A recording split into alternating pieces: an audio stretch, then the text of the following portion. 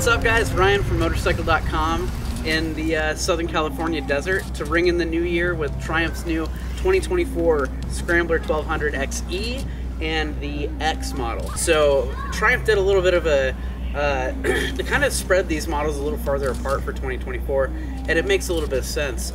Now the Scrambler X is a little bit more accessible in terms of price point, seat height, suspension travel.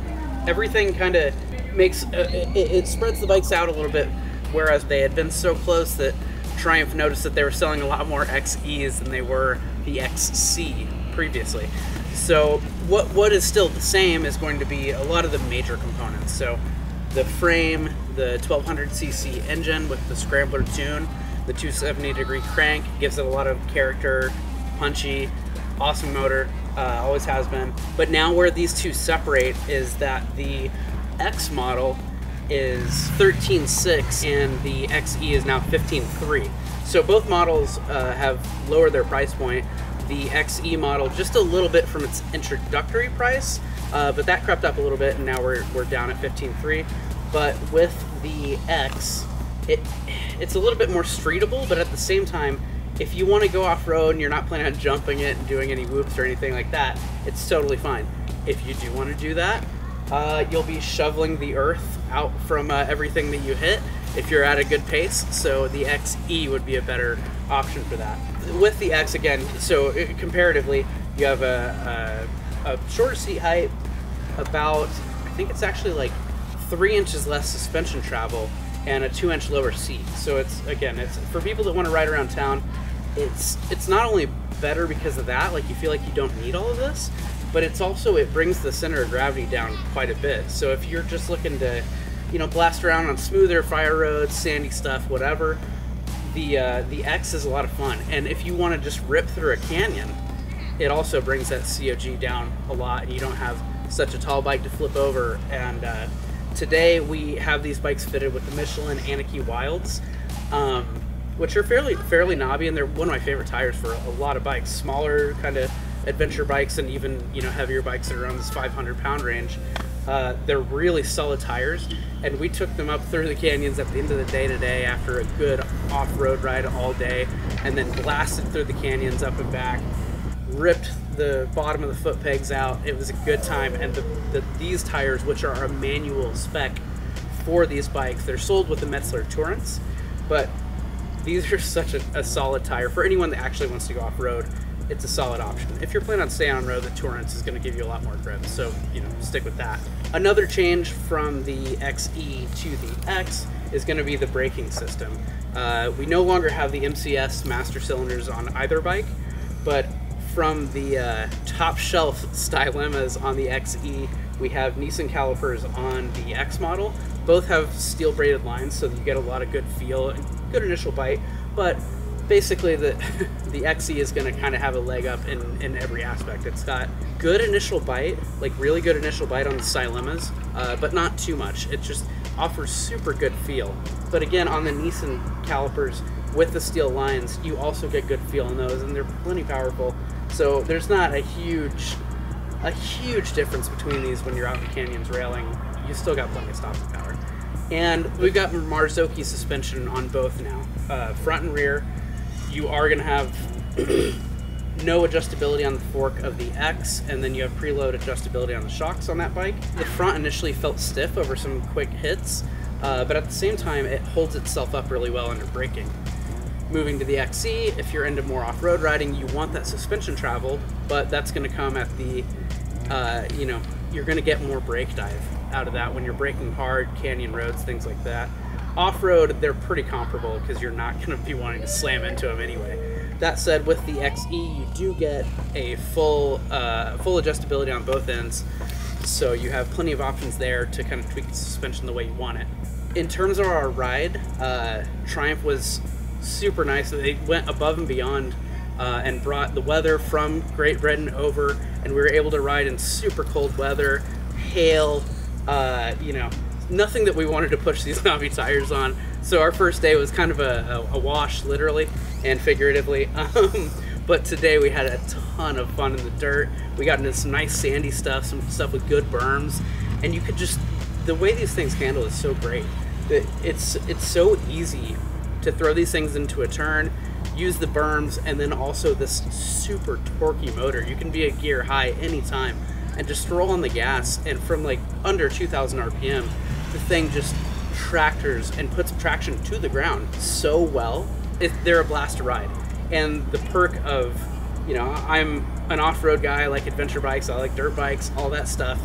The perk that you get with either one of these, depending on how aggressive you want to be, is that you have a classically styled motorcycle that anyone, all the retirees out here in Borrego Springs, are going to look at and be like, that is an attractive motorcycle.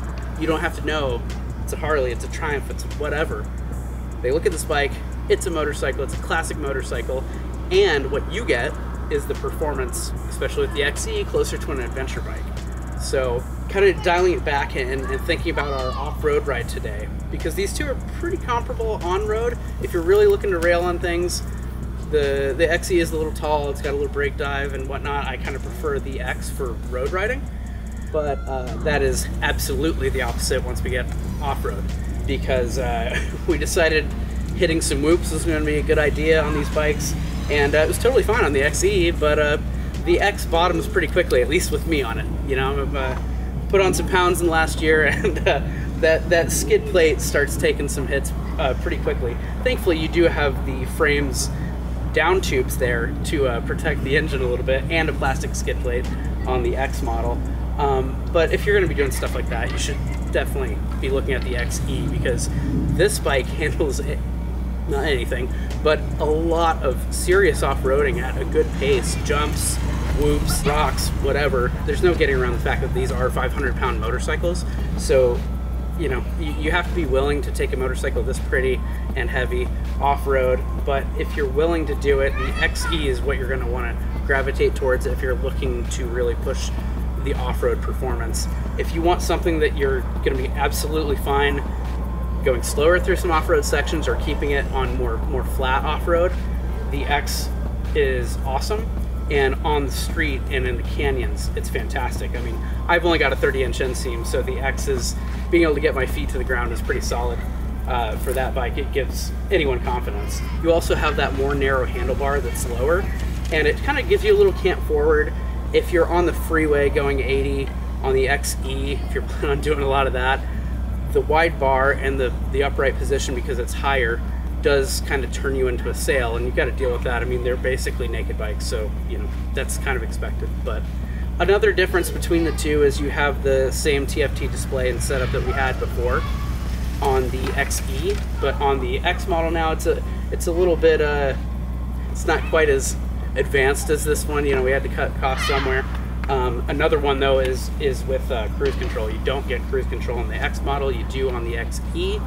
And then one of the biggest things for someone who's really going to want to ride off-road is the Off-Road Pro mode, riding mode, that allows you to disable everything on the XE model. And that's going to be kind of the game changer for people, as well as the suspension. If you want to actually ride this thing off-road properly, the XE is the way to go. The Off-Road Pro mode allows the adjustability to change things. On the X model, you can turn off traction control completely, but with the ABS, the off-road ABS gives a lot more intervention on the front wheel while cutting the back wheel completely than what you can do with the XE model, and you can turn it off completely on the XE. So today we had some pretty sandy downhills and whatnot, and it was way too much brake and ABS intervention on the X model. On the XE, you can kind of tailor it exactly how you wanted it to be based on the conditions, because obviously sand is different than rocks and mud and hard pack and whatever you find yourself in. So it's kind of the same story it's been, but Triumph has made these bikes more accessible from a price point, and then separated them a bit more. So this makes sense for riders that want the X model, and for guys that are really going to push it off-road and want a pretty stylish bike to do so, the XE is still going to fill that adventure-capable classic motorcycle niche that it carved out back in 2019. Also, you've got a 21-inch front tire and 17-inch rears on both bikes, tubeless cross-spoke wheels. So that's going to give you the option to, plug a flat if you're on the side of the road. Got a lot of different ride modes that change things like ABS, traction control, throttle response, things like that. They're pretty, self-explanatory. Sport, rain, road, whatever it might be. Off-road Pro on the XE. But yeah, guys, this isn't so much of a, especially for the XE, this is a little bit of a revision. This bike has been revised. There's some intake changes. Triumph says they changed the catalyzer a little bit to reduce heat, which was kind of an issue. We didn't notice it too much, but we had perfect riding conditions, a little cold, so it's hard to tell right now. But the real story here is making the Scrambler X a little bit farther apart from the XE. Better price point, lower seat height, a bike that can get people interested in this platform with a solid engine that's super torquey. And if you really want to push it off-road, you have the XE. Head on over to Motorcycle.com to check out the whole write-up. We'll have the specs, everything there, so you can see the numbers. If you want to see them side by side, we'll get that in the spec sheet. And thanks for watching. Like, comment, subscribe, and we'll see you next time.